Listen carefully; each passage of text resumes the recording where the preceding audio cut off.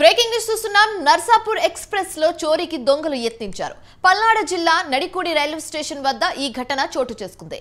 Narsapur express లోని B5, S10, S13 బోగిల్లో కొందరు దూరి దోపిడీకి యత్నించారు.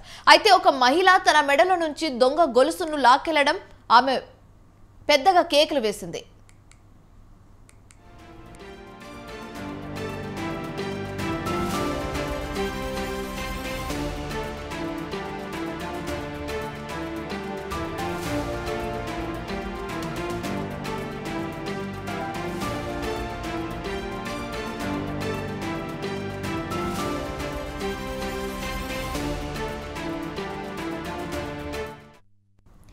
వెంటనే రైల్వే స్టేషన్ లో ఉన్న ఆర్పీఎఫ్ సిబ్బంది అప్రమత్తమయ్యారు.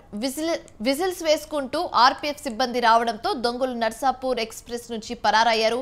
అయితే పారిపోతూ దొంగలు నర్సాపూర్ ఎక్స్ప్రెస్ లో ఉన్న ప్రయాణికులపై రాళ్లు రువ్వారు.